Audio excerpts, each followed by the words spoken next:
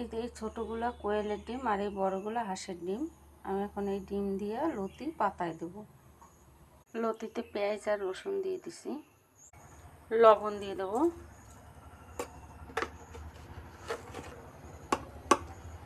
ডিমেও দিয়ে দেবো, তো হলদি পাউডার দেবো,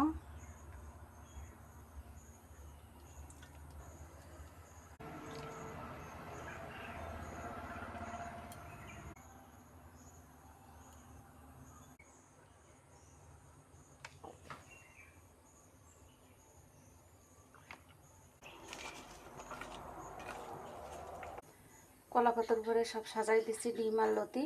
এখন আমি কড়াইতে দিয়ে দেবো। আমার শ্বশুর অনেক পছন্দ করতো ডিম আর হাঁসের ডিম দিয়ে লতি পাতায় দেওয়া। উনি শিখাইছে আমার এই রেসিপিটা। মানে এই ডিম পাতায় দিলেই শ্বশুরের কথা মনে পড়ে। ডিম কড়াইতে বসাই দিচ্ছি।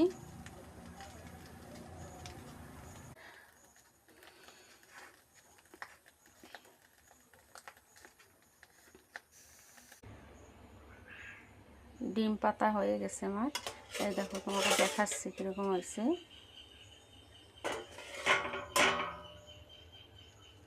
পাল্টি করে দিছিলাম আমি, সেটা ভিডিও করি নেই।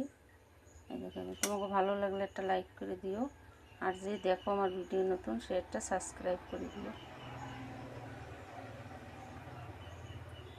এই যে কোয়েলের ডিমগুলো।